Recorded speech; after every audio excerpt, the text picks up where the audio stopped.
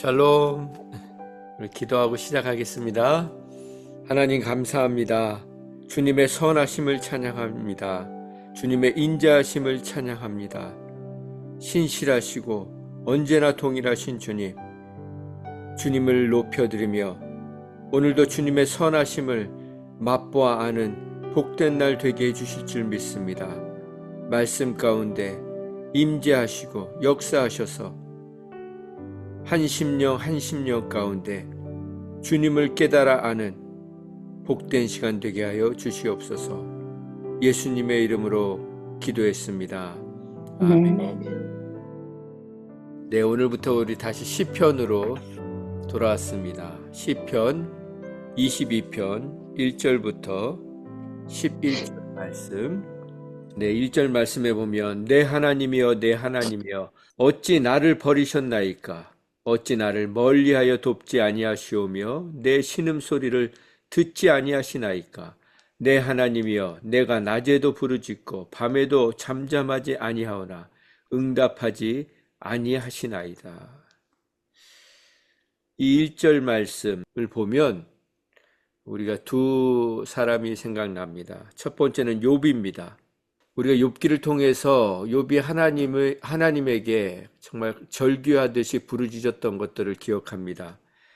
욥기 24장 12절에 보면 성중에서 죽어가는 사람들이 신음하는데 상한 자들이 부르짖으나 하나님이 그들의 참상을 보지 아니하시느니라 라고 욥이 자신의 심정을 다른 사람들의 그 상한 마음을 비유해서 하나님이 자기를 이렇게 고통 속에서도 찾는데도 나를 돌보지 않으신다고 욥이 그렇게 부르짖었던 것을 우린 기억합니다. 또한 마태복음 27장 46절에 보면 제9시쯤에 예수께서 크게 소리질러 이르시되 엘리 엘리 라마 사박다니 하시니 이는 곧 나의 하나님 어찌하여 나를 버리셨나이까? 이 말씀이 기록되어 있죠. 이것처럼 우리는 인생을 살면서 하나님이 나를 버리신 것 같고 나를 멀리 하시는 것 같고 나의 신음소리도 듣지 않으시는 것 같은 그런 상황들을 경험할 때가 있습니다. 그러나 우리가 오늘 기억해야 될 것은 가장 멀리 계시다고 생각되는 그 순간에도 하나님은 가장 가까이서 우리와 함께 해주고 계시다는 것을 믿어야 되는 것입니다. 우리 한번 고백해 볼까요? 하나님은 가장 멀리 계시다고 생각되는 그 순간에도 가장 가까이서 함께 해주시고 계신다. 아멘. 늘 이것을 잊지 마시기 바랍니다. 하나님은 한 번도 우리를 버리신 적도 포기하신 적도 없으시다는 것입니다. 그리고 하나님은 우리의 신음까지도 다 듣고 계십니다. 항상 최악의 상황에서 하나님의 최선으로 이끌어주고 계십니다. 우리의 신음소리뿐만 아니라 우리의 내면의 절규까지도 다 듣고 계시는 것입니다. 우리가 그것을 어떻게 알 수 있습니까? 출애굽기 6장 5절에 보면 이스라엘 백성들이 그 애굽에서 하나님 앞에 부르짖을 때 하나님 이 노예 삶에서 우리를 건져 주시옵소서. 애굽에서 사는 것이 너무나도 고통스럽습니다. 그렇게 절규하고 하나님 앞에 부르짖을 때 출애굽기 6장 5절에 보면 이제 애굽 사람이 종으로 삼은 이스라엘 자손의 신음소리를 내가 듣고 나의 언약을 기억하였노라 라고 기록하고 있습니다. 그렇습니다. 하나님께서 그들의 신음소리, 그들의 절규소리를 들으시고 약속하신 것을 기억하시고 모세를 보내셔서 그들을 구원하시고 출애굽하시게 하셨다는 것입니다. 그리고 이사야 49장 우리 한번 찾아보겠습니다. 이사야 49장 14절 말씀 오직 시온이 이르기를, 이스라엘 백성들이 하나님 앞에 부르짖었다는 것이죠. 여호와께서 나를 버리시며 주께서 나를 잊으셨다 하거니와. 이스라엘 백성들은 하나님이 우리를 버리셨다, 우리를 잊으셨다, 그렇게 말하지만 15절에 보면 여인이 어찌 그 젖 먹는 자식을 잊겠으며 자기 태에서 난 아들을 긍휼히 여기지 않겠느냐. 그들은 혹시 잊을지라도 나는 너를 잊지 아니할 것이라. 나는 너를 잊지 않았다라고 말씀하시는 것입니다. 그러면서 16절에 내가 너를 내 손바닥에 새겼다. 너의 성벽이 항상 내 앞에 있다 라고 말씀하시는 것입니다. 우리를 잊지 않으시기 위해서 손바닥에 새겼다는 것입니다. 마음속에 새기고 계시다는 것입니다. 그리고 18절에 보면 내가 나의 삶으로 맹세한다. 나의 목숨을 걸고 나의 생명을 걸고 맹세한다. 내가 너희들을 지키고 끝까지 책임질 것이라는 것이 이 이사야 49장에서 하나님이 우리에게 다시 한번 확인시켜 주시는 말씀입니다. 이 말씀을 하나님이 나를 잊으신 것 같고 버리신 것 같은 그런 상황이 올 때마다 다시 한번 새기면서 다시 한번 선포하면서 하나님은 나를 잊지 않으셨다고 그렇게 고백할 수 있는 저와 여러분 되기를 원합니다. 네, 그리고 이사야 우리 한 군데 더 살펴봅니다. 55장 8절 말씀에 보면 이는 내 생각이 너희 생각과 다르며 내 길은 너희 길과 다름이라. 여호와의 말씀이니라. 이는 하늘이 땅보다 높음같이 내 길은 너희의 길보다 높으며 내 생각은 너희 생각보다 높음이니라. 이게 무슨 말씀입니까? 여기에 길이라는 것은 다른 말로 하면 마음이라고 표현할 수 있어요. 하나님이 생각하시는 것은 우리의 수준이 아니라는 것입니다. 19절 말씀처럼 하나님이 우리를 생각하시는 수준, 그 마음은 하늘이라는 것입니다. 우리는 어떤 수준입니까? 땅의 수준이에요. 땅의 수준. 땅의 수준이 하늘의 수준에 도달할 수 있습니까? 없습니다. 우리가 이 말씀을 통해서 기억해야 될 것은 땅은 결코 하늘의 수준, 하늘의 마음, 하늘의 생각을 알 수 없습니다. 마치 우리가 자녀된 우리가 부모의 마음을 헤아릴 수 없는 것처럼 말입니다. 그 갭을 우리는 신앙생활을 하면 할수록 하나님이 우리를 향하신 마음이 우리가 하나님을 향한 사랑과 비교할 수 없다는 것.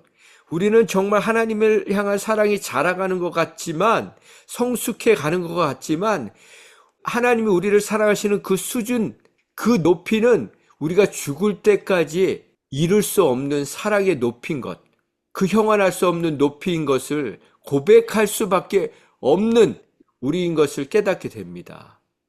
그 하나님의 이룰 수 없는 그 사랑, 그 도달할 수 없는 사랑, 그 사랑이 오늘도 우리의 삶을, 우리의 인생을 붙들고 계시고 섬기고 계심을 인해 우리의 힘을 다해 주님을 찬양하는 저와 여러분 되기 원합니다. 그래서 우리가 3절 말씀, 우리 본문으로 다시 돌아가 볼까요? 3절에 보면 이스라엘의 찬송 중에 계시는 주여, 주는 거룩하시니이다. 우리가 하나님의 거룩하심을 경험할 수 있는 방법은 끊임없이 하나님을 찬양하는 것입니다. 언제 하나님을 찬양해야 됩니까?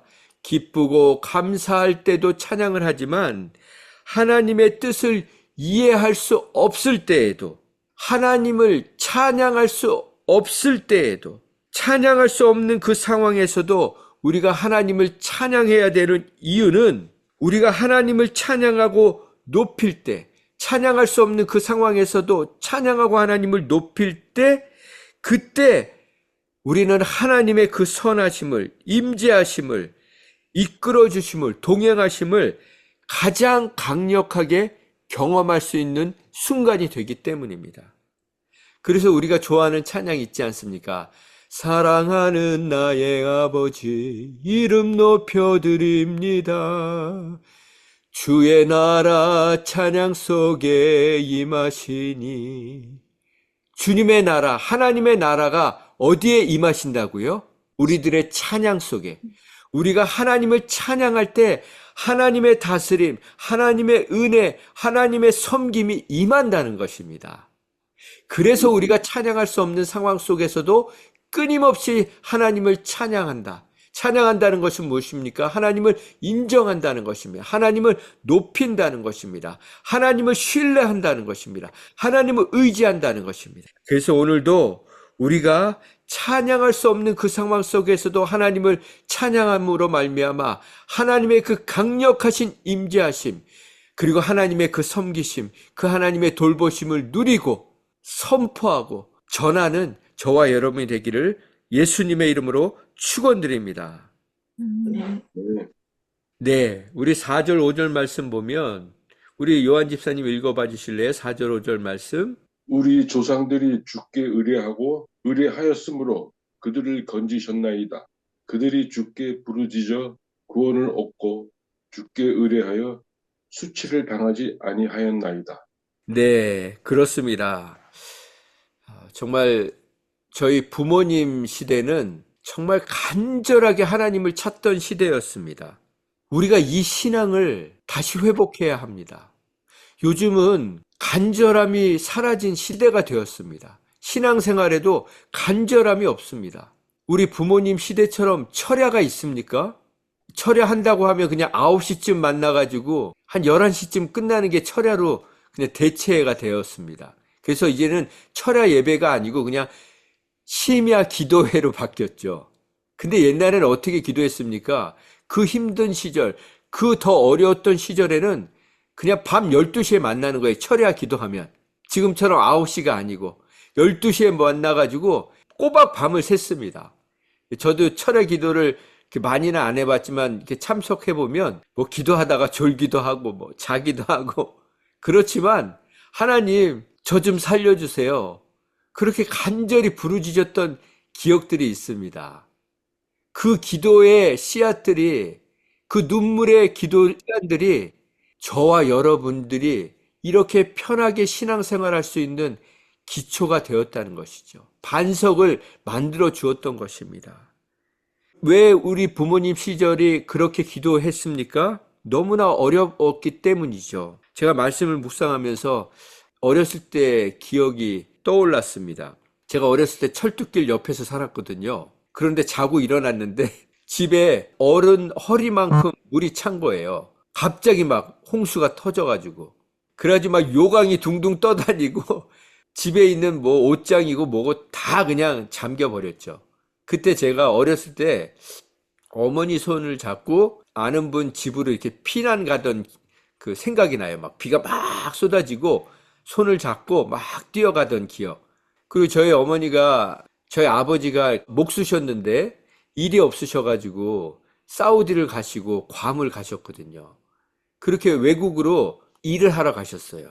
그때 저희 어머니가 생각해보면 30대였으셨을 텐데 이 네 자녀를 남편도 없이 새방살이를 하면서 그것도 방 한 칸에서 잤거든요. 방 한 칸을 얻어가지고 거기서 남편도 없이 어떻게 그렇게 키우셨을까? 그러니까 그렇게 절박하게 기도할 수밖에 없었던 것입니다. 그러나 지나고 나면요, 그때의 신앙이 진짜였던 것입니다. 우리가 간절하고 절박하게 하나님을 찾을 수 있는 그 순간이 진짜 우리의 거룩한 신앙이었고, 정결한 신앙이었고, 순수한 신앙이었고, 순전한 신앙이었죠. 하나님은 그때를 더 귀하게 보십니다. 그래서 우리가 그런 상황이 다시 오지 않는 것을 인해 감사하는 것도 좋지만, 하나님, 어렵거나 힘들거나 편하거나 평안하거나 그 간절함은 잊지 않게 하여 주시옵소서. 그 마음을 우린 잊지 말아야 되는 것입니다.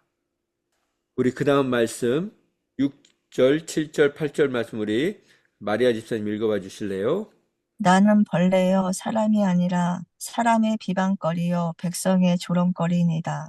나를 보는 자는 다 나를 비웃으며 입술을 삐죽거리고 머리를 흔들며 말하되 그가 여호와께 의탁하니 구원하실 걸 그를 기뻐하시니 건지실 걸 하나이다.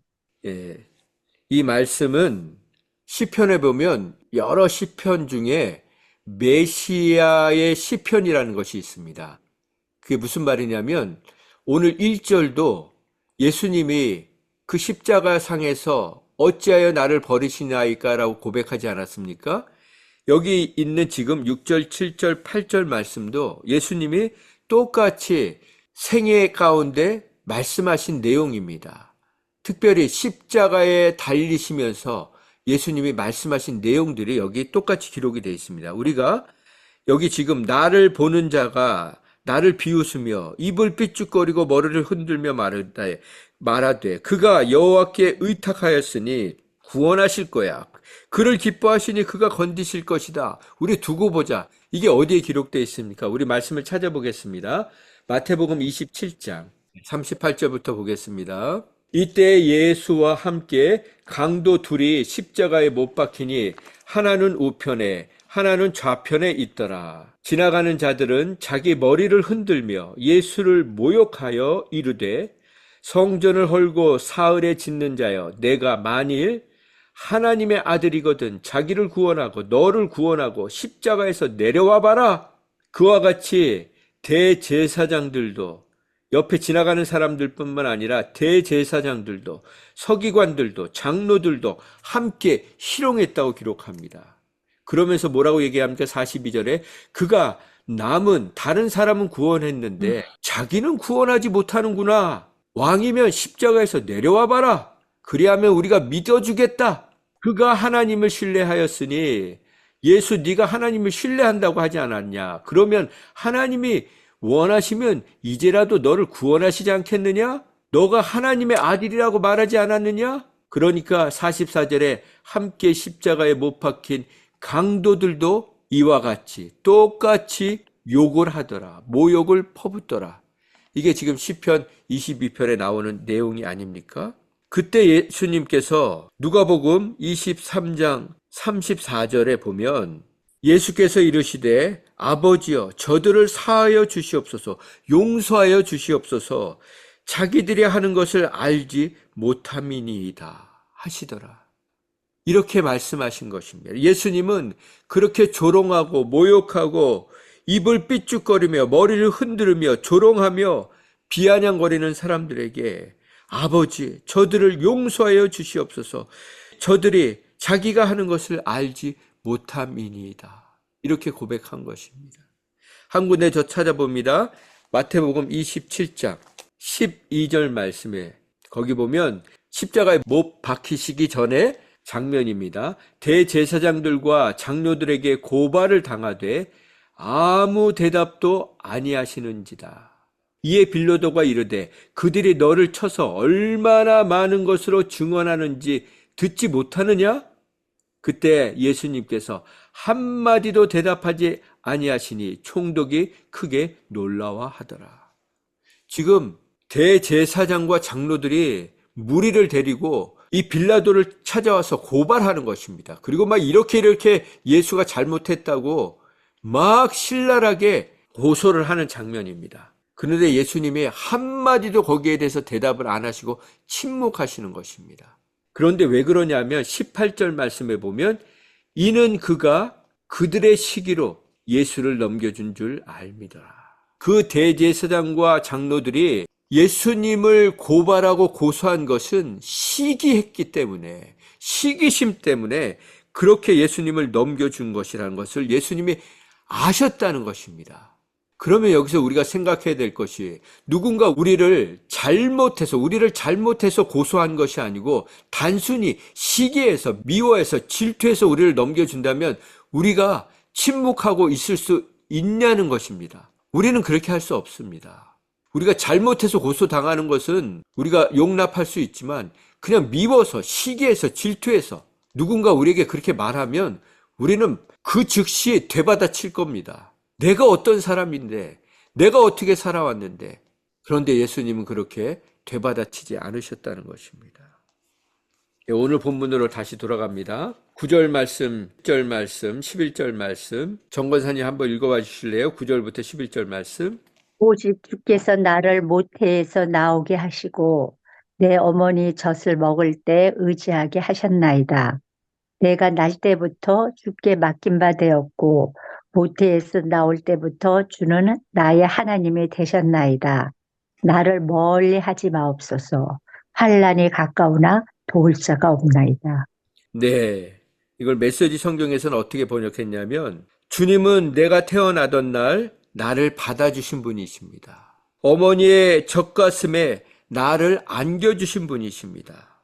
하나님께서 저와 여러분을 이 땅에서 태어날 때 받아주신 분이심을 믿으시기 바랍니다. 그리고 그 어머니의 젖가슴에 우리를 안겨주신 분이심을 믿으시기 바랍니다. 저는 말씀을 묵상하면서 제 큰딸 예음이의 출산 과정이 생각이 났습니다.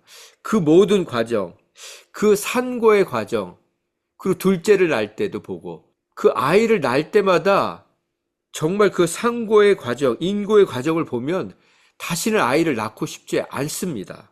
그런데 그런 과정을 통해서 아이가 태어나고, 그리고 그 아이가 태어나서 이 젖을 빨 수 있는 지혜, 그 힘, 젖을 빠는 게 쉽지 않지 않습니까? 그 어린 아이에게 그 지혜를 주시고 그 입에 힘을 주시고, 뱃속에 있을 때는 젖을 한 번도 빨아보지 않았지 않습니까? 근데 본능적으로 빨 수 있는 하나님이 지혜를 주시고 힘을 주시는 것, 이게 놀랍지 않습니까? 그리고 10절에 보면 모태에 나올 때부터 주는 나의 하나님이 되셨다. 이것을 메시지 성경에서는 그때부터, 모태에서 나온 나를 품에 안으신 그때부터 지금까지 줄곧 나의 하나님이셨습니다. 그렇게 고백하고 있습니다. 그런데 이제 주님께서 나를 멀리 떠나셨고 고난이 바로 옆으로 이사를 왔습니다. 이렇게 표현을 했더라고요. 그런데 제가 이제 마지막에 말씀드리고 싶은 게, 여기 나를 멀리 하지 마시옵소서. 환난이 가까우나 도울 자가 없나이다. 여러분, 정말 환난이 가까우는데 도울 자가 없었던 그런 절박한 상황 가운데 여러분들이 한 번은 경험을 해보셨을 것입니다. 그런데 제가 말씀을 묵상하면서 정말 도울 자가 없었을까? 내가 환난을 겪을 때, 어려움을 겪을 때 도울 자가 없었나? 아니더라고요. 하나님은요, 끊임없이 도울 자를 옆에 두셨습니다. 보내주셨습니다. 그러면서 생각이 난 게, 저희가 사역을 할 때, 저희 딸 아이들이 어렸을 때, 그때 저희를 끊임없이 돌봐주신 분들이 있었어요. 그 중에 한 분이 누구냐면 그 승아 자매님이라는 자매예요. 여러분도 아실 겁니다. 그 신성주 권사님 딸인데, 그 승아가 저희 아이들을 봐줬어요. 근데 저희 큰애하고 승아하고 3살 차이밖에 안 나요. 그 3살 차이밖에 안 나는 어린 아이가 저희 예음이 예진이를 어렸을 때부터 봐줬다고요. 지금 생각해보면 너무 미안해요. 너무 고마워요. 그 어린 아이가 아이들을 봐줬다고요. 여러분 생각해보시면 여러분의 인생에도 내가 살아온 것 같고 내 힘으로 살아온 것 같지만 이렇게 천사와 같은 사람들을 끊임없이 붙여주셨음을 우리는 고백하고 인정할 수밖에 없습니다. 그래서 우리는 도울 자가 없나이다가 아니라 하나님은 끊임없이 나에게 도울 자들을 보내주셨습니다. 그렇게 고백할 수 있는 저와 여러분 되기 원합니다. 그래서 정말 오늘도 내일도 주님 앞에 가는 날까지 하나님은 우리에게 끊임없이 우리들에게 천사들을 보내주실 것입니다. 그리고 우리는 누군가에게, 나도 바로 이 시간, 오늘 하루 동안 누군가에게 천사가 되어주시는 저와 여러분이 되기를 예수님의 이름으로 축원드립니다. 우리 마지막으로 우리 서로에게 이렇게 고백하고 마치겠습니다. 당신은 나의 천사이십니다. 천사이십니다. 예, 아멘. 기도하겠습니다. 하나님, 그렇습니다. 도울 자가 없는 것 같지만 하나님은 우리를 끊임없이 우리 곁에 도울 자들을 보내주셨습니다. 그리고 하나님은 단 한순간도 우리 옆을 떠나지 않으셨습니다. 하나님이여 침묵하지 마시옵소서. 하나님이여 잠잠하지 마시고 조용하지 마시옵소서. 그렇게 시편 기자는 절규했지만, 그래서 우리도 때때로 하나님의 이해할 수 없는 침묵 때문에 좌절하고 낙심했지만, 하나님은 언제나 우리의 기도를 듣고 계셨고 우리를 사랑해 주셨고 우리에게 끊임없이 돌봐주셨음을 고백합니다. 그런 하나님의 사랑, 그 사랑을 잊지 않게 하시고 그 사랑으로 오늘도 사랑하고 계심을 붙들게 하시고, 그래서 우리에게 끊임없이 천사들을 보내주신 것처럼 우리의 삶도 누군가에게 천사와 같은 삶이 되게 하여 주시옵소서. 예수님의 이름으로 기도했습니다. 아멘. 아멘.